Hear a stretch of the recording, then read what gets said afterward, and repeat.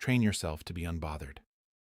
My dear friends, the longer I have lived, the more I have realized that life is not really a test of intelligence, strength, or even luck. It is a test of steadiness. When I was a young man, I believed the strongest people were the ones who could argue better than everyone else, defend themselves against every insult, and prove they were right whenever they were challenged. I spent years exhausting myself doing exactly that. Looking back now, I smile at the memory because I finally understand something I could never have understood in my 30s. Every battle I won with my mouth cost me something much more valuable inside my heart. Every argument that left me feeling victorious somehow also left me feeling tired. It took many decades before I discovered that peace has a value no victory can replace. That lesson did not come from reading books or listening to great speakers. It came from watching my own life unfold, one mistake at a time. There is something interesting about growing old. People often think age simply adds wrinkles to your face or slows your body down. But that is only the part everyone can see. What age really changes is your relationship with disturbance. After enough years, you begin noticing that most of the things that once kept you awake at night never truly mattered. The opinions that once hurt eventually disappeared. The people whose approval seemed so important moved on with their own lives.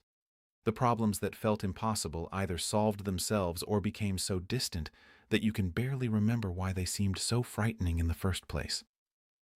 Yet while those things disappeared, one question remained. Why did I give them so much of my life? If I could sit across from the younger version of myself, I would not lecture him about success. I would not tell him how to earn more money or impress more people. I would simply tell him to guard his peace as carefully as he guarded his wallet. Strange advice, isn't it? Most people protect their possessions more carefully than they protect their minds. They lock their doors every night but leave their emotions wide open for anyone to walk in and disturb. A careless remark from a stranger can ruin an entire afternoon. A disappointing phone call can steal an evening. One unfair criticism can follow someone around for weeks. Looking back now, I realize those moments were never really about what happened. They were about how long I chose to carry them. One lesson life taught me over and over again is that every burden grows heavier the longer you refuse to put it down. The funny thing is that most of those burdens were invisible. Nobody could see them sitting on my shoulders. They lived quietly inside my thoughts. I replayed conversations that had already ended. I invented arguments that never happened. I rehearsed explanations nobody had asked for. While my body was sitting peacefully in a chair, my mind was running miles without ever reaching anywhere useful. Many years passed before I recognized how exhausting that habit truly was. Physical work makes your muscles tired, but emotional overthinking quietly drains your spirit until even ordinary days begin to feel unusually heavy. That is why I often tell older friends that protecting your attention is one of the greatest forms of wisdom. We cannot always choose what happens around us, but we can become much more careful about what we continue feeding inside ourselves. Attention is like water in a garden. Wherever it flows consistently, something begins to grow. If you water resentment every day, resentment becomes stronger than gratitude. If you water fear every morning, courage slowly withers away. If you spend hours comparing your life with everyone else's, contentment quietly packs its bags and leaves without saying goodbye. None of this happens overnight. It happens so gradually that many people never notice until years have passed. One thing I admire about certain elderly people I have known is not their wealth or achievements, but their calm presence. Have you ever met someone who simply makes a room feel quieter without saying very much? They are not trying to impress anyone. They do not rush to correct every misunderstanding. They listen more than they speak. When disagreements arise, they somehow remain settled while everyone else becomes agitated. As a younger man, I mistook that calmness for weakness. Now I understand it requires enormous strength. Remaining composed when everything around you encourages reaction is one of the hardest disciplines a human being can develop. I learned this lesson in ways that were sometimes painful. There were moments when I desperately wanted the final word. I wanted people to understand my intentions. I wanted everyone to know I had been treated unfairly. Sometimes I succeeded in proving my point. But afterward, I noticed something strange. Winning the conversation rarely brought me the peace I expected. Instead, my mind continued replaying the exchange long after everyone else had forgotten about it. Eventually, I asked myself a simple question. If proving I was right still left me restless, what exactly had I won? That question stayed with me for years until I finally accepted that being understood is pleasant, but being at peace is priceless. As we grow older, another truth quietly reveals itself. Most people are carrying burdens we cannot see. The person who speaks harshly may be fighting battles they never talk about. The individual who criticizes others constantly may simply be disappointed with themselves. Some people spread anxiety because anxiety has become the language they speak every day. Others spread bitterness because bitterness has become familiar company. Once I understood this, I stopped taking so many things personally. Not every unpleasant word is a description of you. Sometimes it is simply a reflection of the pain another person has not yet learned to put down. That realization changed the way I walked through the world. Instead of asking why someone behaved a certain way, I became more interested in deciding how I wanted to respond. That small shift gave me back a surprising amount of freedom. I no longer felt responsible for managing everyone's moods or correcting every false assumption. I discovered that many situations become much smaller when you refuse to carry them home with you. You cannot prevent every storm from appearing in your life, but you can decide whether you will keep standing in the rain long after the clouds have already passed. These days, my mornings begin differently than they once did. I no longer wake up wondering who agrees with me or who may have judged me yesterday. I wake up asking a quieter question: what kind of man do I want to be today? That question has become far more useful than worrying about what everyone else might think. Every sunrise offers another opportunity to practice patience, kindness, and steadiness. Those qualities may never make headlines, but they quietly build a life that feels lighter with every passing year.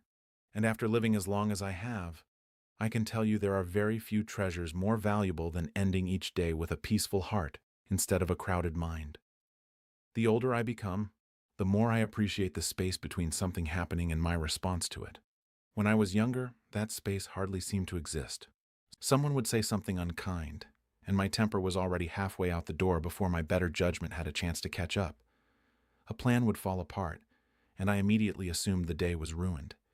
If life failed to match my expectations, I believed life itself had somehow treated me unfairly. Years have a way of exposing those habits. You begin to notice that the events themselves were often much smaller than the stories you created around them. A delayed phone call became a sign that someone no longer cared. A simple disagreement became proof that a relationship was falling apart. A mistake at work felt like the end of the world. Looking back now, I can see how much unnecessary suffering came from the meaning I attached to ordinary moments. The facts were usually manageable. It was my interpretation that made them unbearable. One afternoon many years ago, I sat on my porch after a difficult conversation with someone I loved very much. I kept replaying every sentence in my head, searching for the perfect response I wished I had given. For nearly 2 hours, I argued with that person without them even being there. By the time the sun began to set, I realized something almost embarrassing. They were probably eating dinner, enjoying their evening, while I had spent my entire afternoon trapped inside a conversation that no longer existed. That day taught me something I have never forgotten. We often become prisoners of moments that have already ended. We keep reopening doors that life has already closed. We invite old disappointments back into the house and then wonder why peace refuses to stay with us. These days, I try to ask myself a gentler question whenever something disturbs me. Will this matter a year from now? Very often, the answer is no. Sometimes, it will not even matter next week. That simple realization has saved me from countless hours of frustration. It does not mean I ignore problems or pretend everything is fine. Real life requires difficult conversations, firm boundaries, and honest decisions. But I have learned there is a tremendous difference between responding with a clear mind and reacting with an emotional one. Calmness does not weaken your voice. It gives your words more weight because they are no longer being pushed around by temporary feelings. One lesson that surprised me as I grew older is that acceptance is not the same as giving up. When I was younger, I thought accepting reality meant lowering my standards or surrendering my dreams. I couldn't have been more mistaken. Acceptance simply means beginning with the truth instead of arguing against it. If something has already happened, denying it changes nothing. If another person has made their choice, wishing they had chosen differently does not rewrite reality. Once you stop fighting what already exists, you finally have the strength to deal with it wisely. That is where peace quietly begins, not at the end of every problem, but at the beginning of honest acceptance. There's another habit I have slowly let go of, and perhaps some of you will recognize it in yourselves. I no longer feel the need to convince everyone that I am right. That urge used to consume far more energy than I realized. I believed every misunderstanding needed to be corrected, every false assumption needed to be challenged, and every criticism deserved a reply. But life kept teaching me the same lesson in different forms. Some people are not looking for understanding. Some have already decided what they believe. Others are simply passing through your life for a brief moment, and their opinions will disappear as quickly as they arrived. Why surrender your peace trying to win over people who were never listening in the first place? The freedom that comes with this realization is difficult to describe until you experience it yourself. You stop carrying invisible arguments everywhere you go. You stop rehearsing speeches in the shower. You stop building imaginary courtrooms inside your mind where you are constantly trying to prove your innocence. Instead, your thoughts become available for things that actually deserve your attention. You notice the warmth of your morning coffee. You enjoy a quiet conversation without secretly preparing your next defense. You watch a sunset without checking whether someone else approves of the way you are living. Little by little, life becomes simpler, not because the world has changed, but because you have. I also believe that gratitude grows much more easily inside a peaceful heart than an anxious one. When the mind is always racing toward the next problem, it overlooks the quiet blessings already present. At my age, I have learned not to underestimate ordinary days. A phone call from an old friend, a comfortable chair, birds singing outside the window, laughter from grandchildren, or simply waking up with another chance to begin again. These things once seemed too small to notice. Now they feel wonderfully significant. Perhaps wisdom is not discovering extraordinary moments. Perhaps it is finally recognizing how extraordinary ordinary moments have been all along. If there is one hope I have for everyone listening today, it is not that your life becomes free of hardship. None of us receive that promise. There will still be disappointments. There will still be losses, misunderstandings, and unexpected changes. But I hope you discover something even more valuable. I hope you discover that your heart can remain steady even while life keeps moving. I hope you learn that your character is stronger than your circumstances, that your peace is more durable than passing opinions, and that every day gives you another opportunity to choose wisdom over impulse, kindness over resentment, and calm over unnecessary conflict. When I look back over the many decades behind me, I don't remember every argument I won. I don't remember every person who doubted me or every criticism that once seemed so important. Those memories have faded with time. What remains are the moments when I chose patience instead of pride, forgiveness instead of bitterness, and quiet confidence instead of endless proving. Those choices shaped my life far more than any victory ever could. So if my long journey has taught me anything worth passing on, it is this: guard your peace carefully. Spend your attention wisely. Let go of burdens that were never yours to carry. Speak when your words can help. Stay silent when silence is the wiser companion. And never forget that the person you become matters far more than the opinions that surround you.